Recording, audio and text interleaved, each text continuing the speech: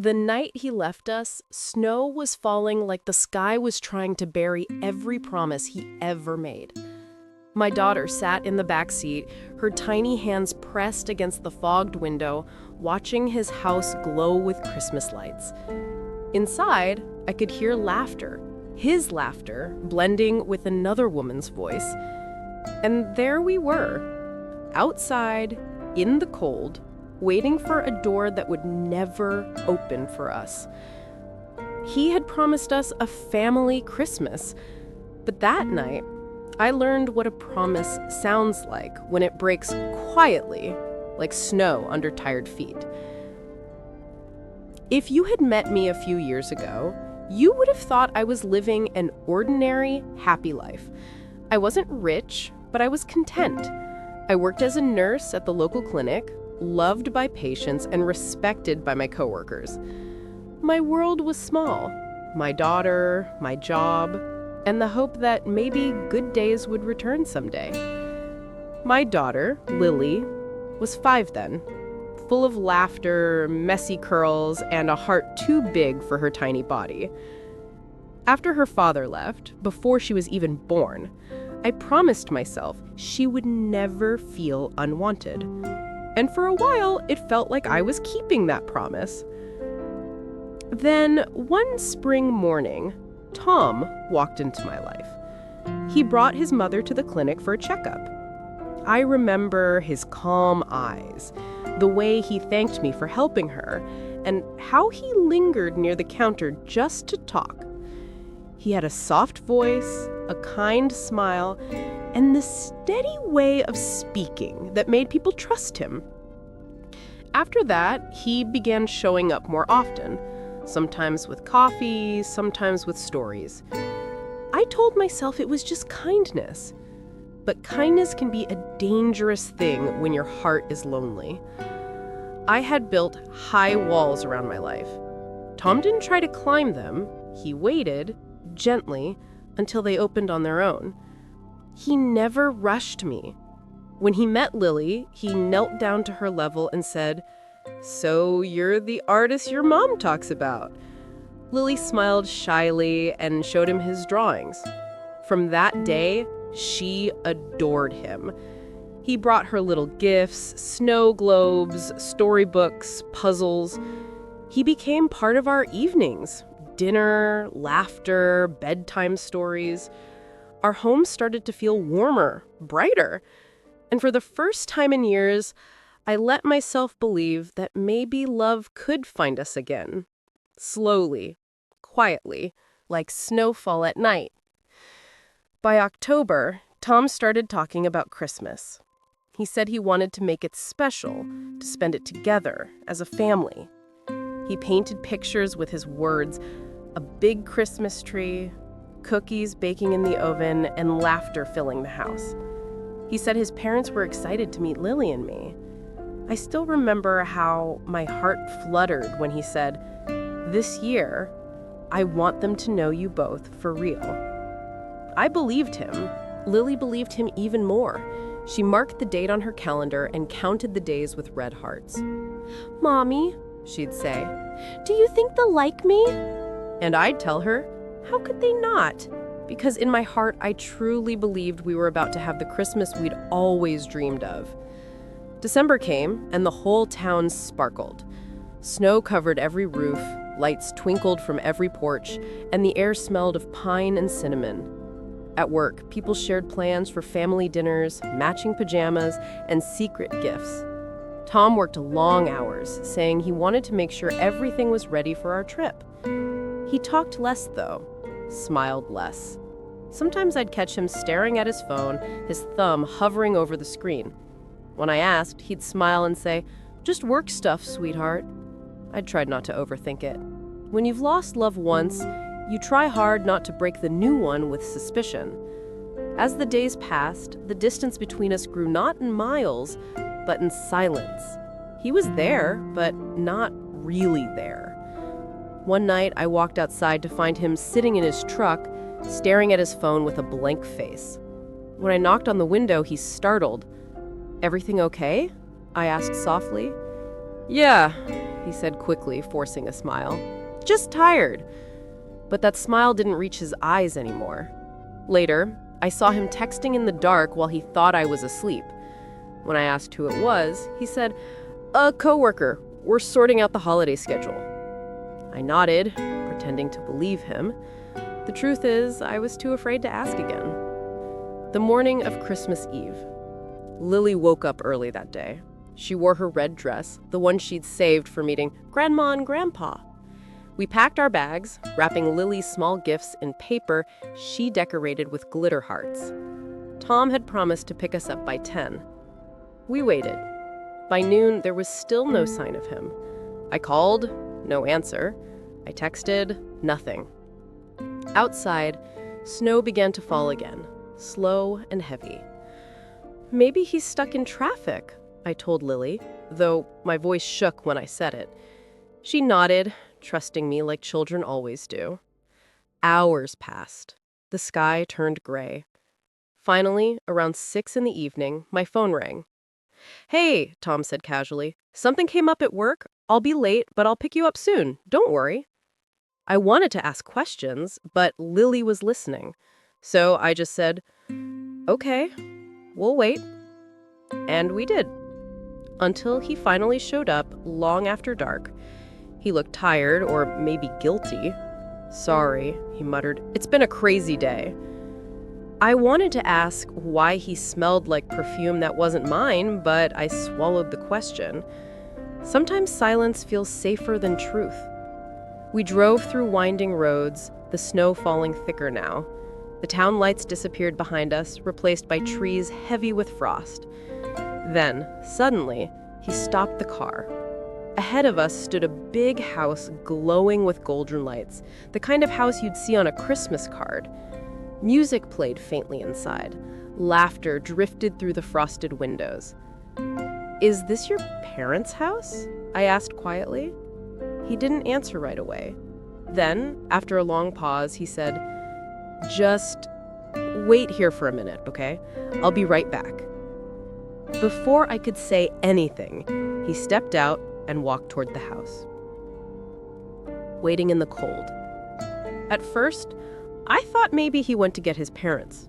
5 minutes passed, then 10. The engine was off. The air inside the car grew colder by the minute. Lily rubbed her hands together and whispered, "Mommy, can we go inside now?" I looked at the house, the lights, the warmth, the shadows of people moving inside. Then I saw him. Through the window, Tom was standing by the fireplace holding a glass of wine. Next to him was a woman, younger, elegant, wearing the same red color as Lily's dress. They looked comfortable, close, like a family already made. My chest tightened. I couldn't breathe. I realized we weren't guests waiting to be welcomed. We were outsiders, waiting for nothing. I turned on the heater so Lily wouldn't freeze.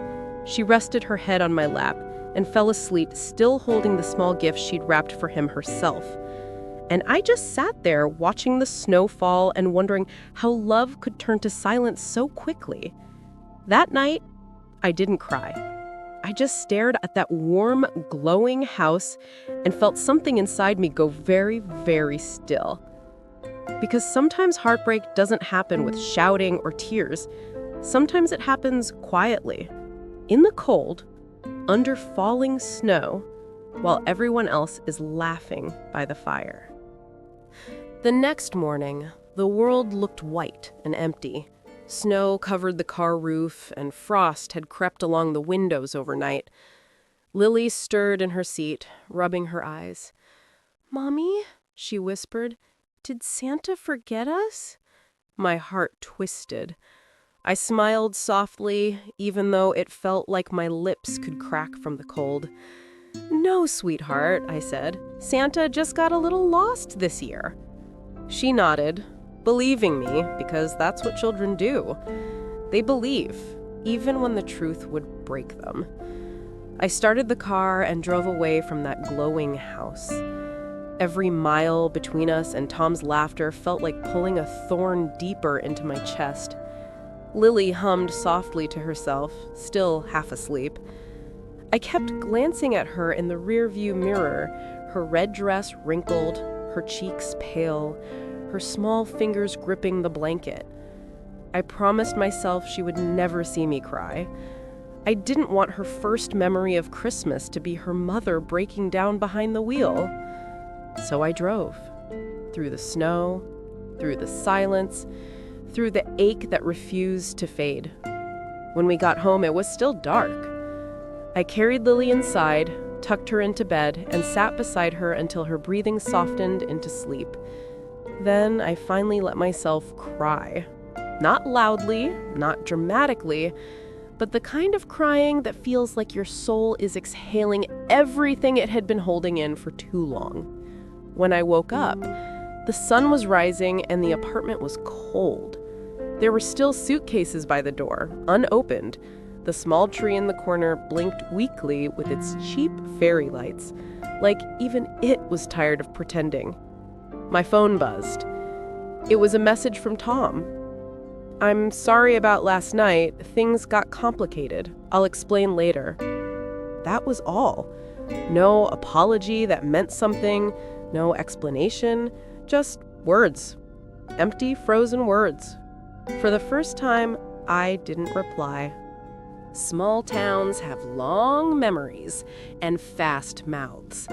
By New Year's, people had started whispering. At the grocery store, I heard two women talking near the produce section. "She was at the clinic, right?" one said. "I heard he went back to his ex." The other sighed. "Poor thing. And that little girl of hers, she adored him." They didn't know I was standing right there. Or maybe they did. I pretended to read the label on a carton of milk until my hands stopped shaking. A week later, Tom called. I almost didn't answer, but something inside me, maybe pride, maybe closure, made me pick up. His voice was calm, almost too calm. "Listen," he said, "I didn't mean for things to happen this way. My parents, they don't really approve of, complicated situations." "Complicated situations?" I repeated, my voice flat. "You mean us?" He hesitated. "They just think it's better if I focus on rebuilding my life. I'm sorry, but I think it's best if we take a break, for everyone's sake." I didn't speak for a long moment. Then I asked quietly, "Was she there that night?" There was silence, then a sigh. "It's not what you think. It's exactly what I think," I said softly. "You made me drive my daughter to your house on Christmas Eve only to watch you celebrate with another woman." He didn't deny it. He just said, "I didn't know how to tell you." And that was the moment I realized cowardice often wears the face of kindness. Lily's questions. Days passed. Lily started asking questions I didn't know how to answer. "Mommy, when will Tom come back? Why didn't Grandma want to see me? Did I do something wrong?" Each question felt like a knife twisting in my chest. I wanted to tell her the truth, that some people promise love but only offer convenience. But how do you tell that to a child? So, I said what mothers have said for generations. "He's busy, sweetheart, but we still have each other." And that was true. We had each other. And maybe, in the end, that would be enough. January came like a slow ache. The holiday decorations came down, the lights dimmed, and the quiet of the house became unbearable. Money grew tight. Tom had helped with a few bills before, but now it was just me again. Rent, food, daycare. Every receipt felt heavier. I started picking up extra shifts at the clinic, coming home late, too tired to cook. Some nights, Lily would already be asleep. her small body curled up on the couch waiting for me. Those were the nights when I'd sit beside her, stroke her hair and whisper, "It's okay, baby. Mommy's here." Even when I didn't feel okay at all. I tried to write to Tom once, not because I wanted him back, but because I wanted to understand. The letter started simple. "You told me you wanted a family Christmas. You looked me in the eyes and promised that we belonged. But when the moment came, you left us outside in the cold. Do you know what that does to a little girl's heart?" I never finished the letter because halfway through, I realized he already knew. He just didn't care enough to stop it. So I folded the paper, placed it in a drawer, and let silence do the talking for me. By February, the snow started melting, but inside me, the cold stayed. There were mornings I'd wake up and forget what day it was. I'd make coffee, sit by the window, and watch people walking to work, hand in hand. Lily grew quieter too. She stopped talking about Tom. She stopped asking when he'd come. Children know when something is gone for good. They just learn to stop asking. One evening, she said, "Mommy, maybe next Christmas it'll be just us again." I smiled and said, "Yes, sweetheart, just us." And somehow, that made me feel stronger. It was mid-March when I saw Tom again. I was at the grocery store, pushing the cart with Lily beside me. He was in the next aisle, holding a basket, and next to him was her, the woman from the Christmas house. They looked happy, effortlessly happy. He saw me before I saw him. Our eyes met, and for a moment, time froze. He gave me a small, polite smile, the kind you give a stranger. Then he turned away. Lily didn't see him, thank God. I turned my cart around and left without buying anything. Outside, the cold wind hit my face, but I didn't shiver. Something inside me had already gone numb. That night, after putting Lily to bed, I sat at the kitchen table with a cup of tea gone cold. For months, I had been holding everything together, for work, for Lily, for myself. But that night, something inside me gave way. Not the loud kind of breaking, the quiet kind where you realize you can't keep living in the echo of someone else's choices. I looked around the apartment. The little decorations, the drawings Lily had taped to the wall, the empty chair where Tom used to sit. And I whispered to myself, this isn't the end of me. Because it wasn't. It was just the moment I decided that love shouldn't leave you out in the cold. The next morning, I called my boss and asked if I could apply for the full-time night shift. She was surprised, but she said yes. It paid better, and it meant I could finally afford a small savings account, something just for Lily and me. I started walking to work again, even when the snow made the road slippery. There was a strange comfort in the cold air. It reminded me that I was still alive, still moving forward. Each day felt like a small victory. Each smile from Lily felt like warmth coming back to my world. That winter taught me something I'll never forget. Sometimes the people who promise to keep you warm are the same ones who leave you to freeze. But if you keep going, if you hold your child's hand, if you choose peace over bitterness, the cold eventually passes. And when it does, the warmth you build yourself feels different. It feels earned. Spring came slowly that year. The snow melted into gray puddles, and the town's streets were finally visible again. The world was waking up, but I still felt like I was living in winter. Each morning, I'd drop Lily at school, go to work, and come home to the same quiet apartment. No laughter, no warmth. Just the hum of the heater and the faint scent of old coffee. But silence can be a strange friend. It hurts at first, Then it teaches you how to listen to yourself.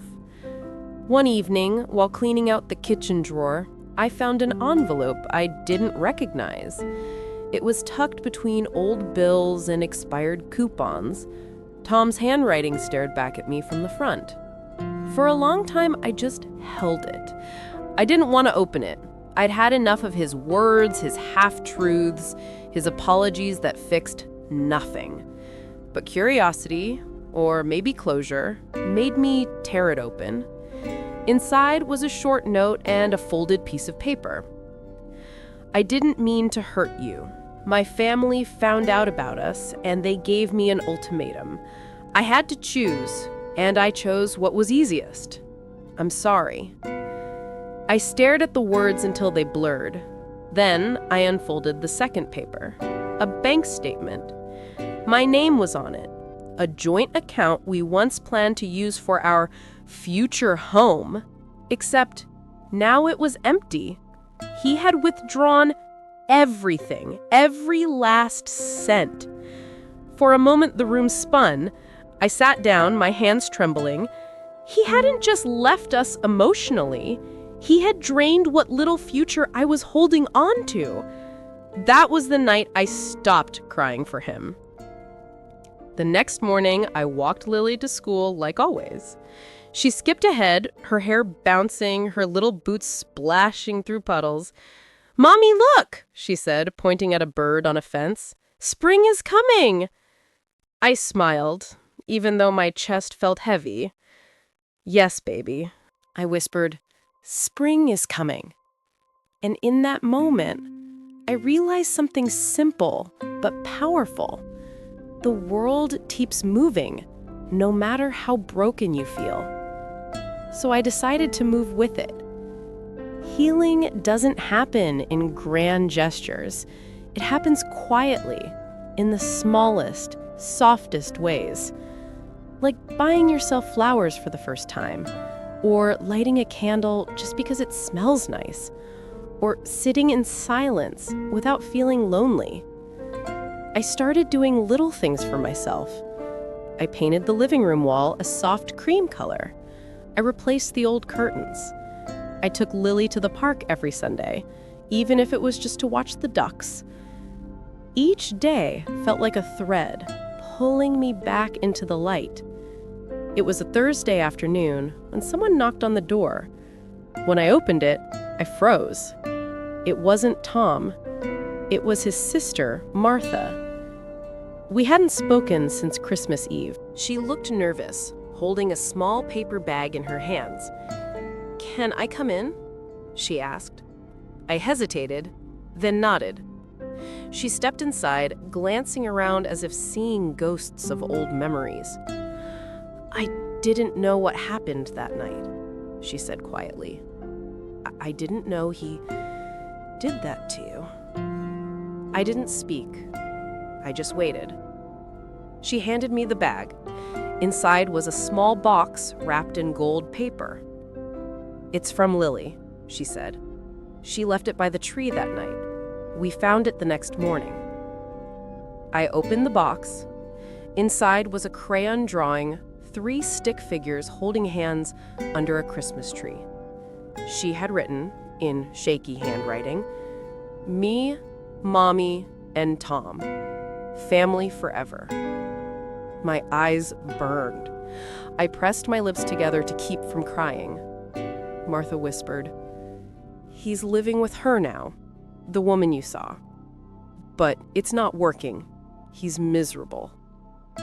I looked up, my voice calm but steady. "That's not my problem anymore." And it wasn't. She nodded slowly. "You're stronger than I thought." I smiled faintly. I didn't have a choice. That night, after Lily fell asleep, I sat by the window with a notebook. Not a letter this time, a list. At the top, I wrote, "Things I can control. My work hours, my home, my peace, my daughter's happiness." That was it. No more waiting for apologies, No more looking back. I realized the best kind of revenge isn't anger, it's peace. It's showing the world and yourself that you survived what was meant to break you. A few weeks later, my boss called me into her office. She smiled, sliding a paper across the desk. "You've been doing great. We're opening a new clinic branch. Would you consider helping lead it?" I blinked. "Me?" "Yes, you," she laughed. "You've proven yourself. You're steady, reliable, and kind. That's what leadership looks like." I walked out of that office with tears in my eyes, not because of the job, but because someone finally saw me again. Not as the woman who was left, but the woman who stayed strong. By June, the flowers were in full bloom. Lily turned 6. I baked her a small cake, uneven and messy, but filled with love. We sang together in the kitchen, the candles flickering between us. Halfway through, she looked up and said, "Mommy, can we send some cake to Tom? Maybe he's lonely." My throat tightened. I knelt beside her and said softly, "Sweetheart, sometimes people make choices that take them far away. And that's okay. We can still wish them well, but from here." She nodded, accepting that in the way only children can. Then she smiled. "Okay, but can we save him a candle, just in case he comes back someday?" I smiled sadly. "Sure, baby. Just in case." 2 months later, I got a message. It was from Martha again. "He asked about you and Lily. He said he misses you both. But he's lost everything. His job, his house. She left him." For a long time, I just stared at the message. Then I typed back, "Tell him we're doing fine, and that I hope he finds peace." That was all. No bitterness, no anger, just truth. Because I realized something profound that day. People who hurt you don't always get punished by fate. Sometimes their punishment is realizing what they lost when it's too late. That summer, I opened a small savings account under my own name. I started setting aside a little every month for our future. Not the one I once dreamed of with Tom, but the one I was building with Lily. I called it the Warm House Fund.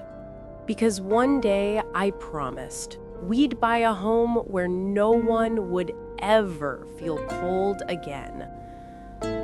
Lily helped me tape a small label on the jar we kept on the shelf. She decorated it with stickers and wrote, "Home for Mommy and me." Every time I looked at it, it reminded me of how far we'd come, not in distance, but in strength. A new kind of Christmas. As autumn came around again, the leaves turned gold and red. The air grew crisp. And one day, Lily asked, "Mommy, will Christmas be cold again this year?" I smiled. "No, baby," I said. "This time, we'll make sure it's warm." And I meant it, not just with blankets or fireplaces, but with peace, laughter, and love that didn't depend on anyone else. That was the year I learned something no heartbreak could take away. You can't control how people love you, but you can control how you rise after they leave. And when you choose to rise with grace, you don't just survive, you shine. The first snow of December came early that year. It fell softly, wrapping the little town in white silence. The streets glowed under the streetlights, and the air smelled of pine and cinnamon from the bakery across the road. For most people, it was just another winter evening. But for me, it was a reminder of the night everything had fallen apart exactly 1 year ago. Life had changed quietly since then. I had saved enough money to move Lily and me into a small house at the edge of town. Nothing fancy, but ours. A real fireplace. A tiny backyard. And curtains that smelled like lavender instead of heartbreak. Every corner of that house felt like a promise I made to myself, that we'd never wait outside anyone's door again. Lily was helping me decorate the tree when she asked, "Mommy, will Tom come this year?" Her voice was curious, not sad like she was asking about a story character we used to know. I smiled gently. "I don't think so, sweetheart." She thought for a moment, then nodded. "That's okay. We have each other." That single line warmed me more than the fire beside us. It was 2 nights before Christmas. Snow was falling again, and the house smelled of cocoa and cookies. Lily had gone to bed early after watching her favorite movie.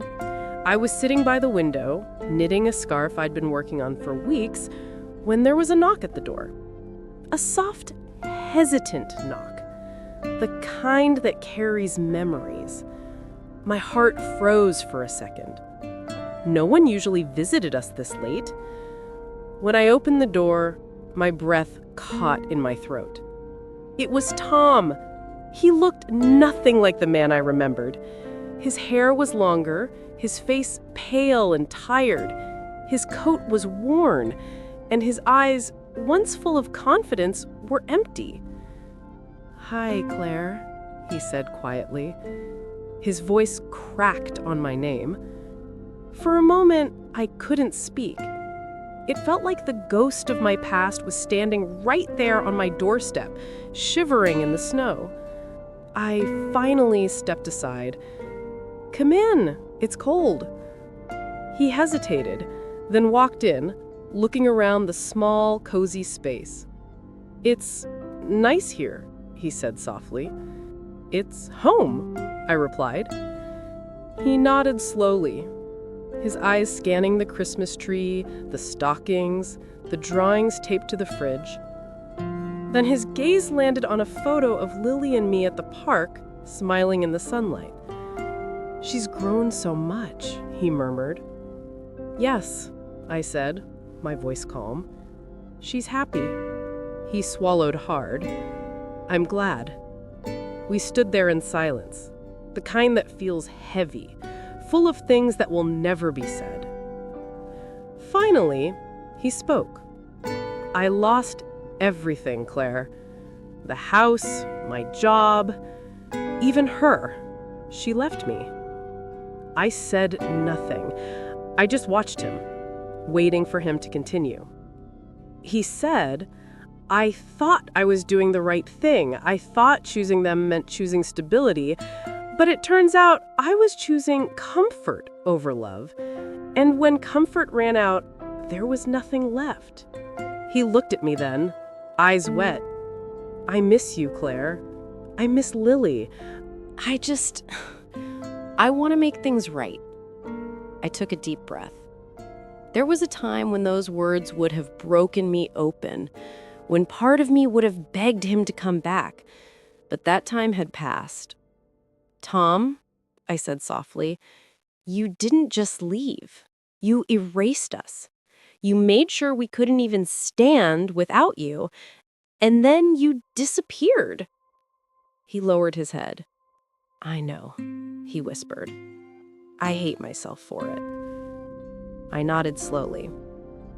"Good, because that means you've learned something." He looked up, eyes searching mine. "Claire, I'm not asking for forgiveness. I just want a chance to see Lily, to tell her I'm sorry." My heart ached, but I stayed still. "She remembers you," I said quietly, "and she remembers the cold." He flinched.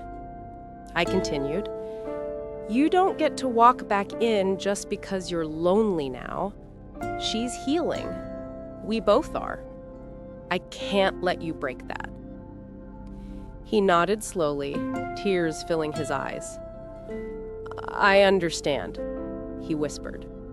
He turned to leave, but paused at the door. "Claire, you were always the best thing that ever happened to me. I just realized it too late."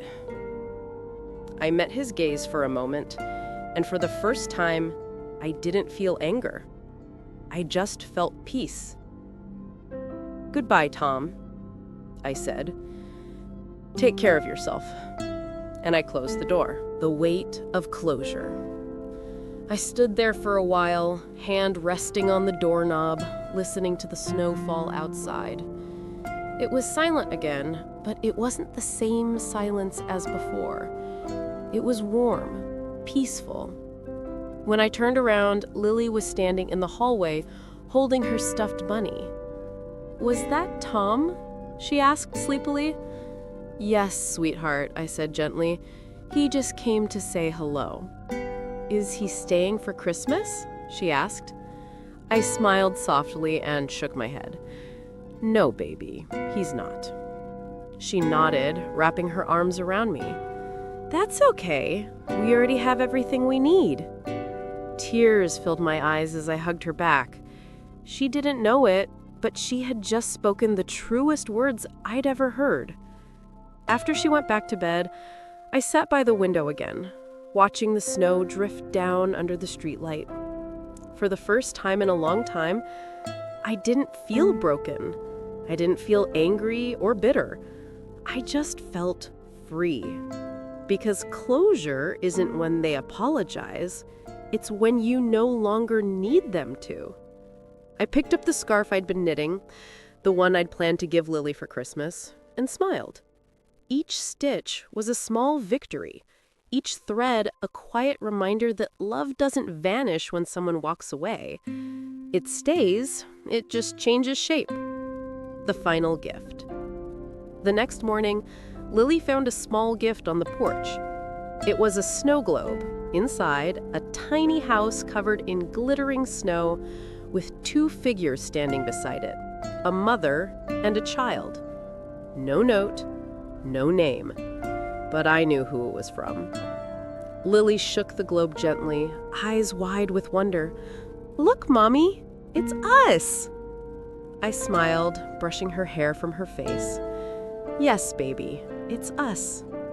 And in that tiny swirl of snow inside the glass, I saw everything we had lost and everything we had gained.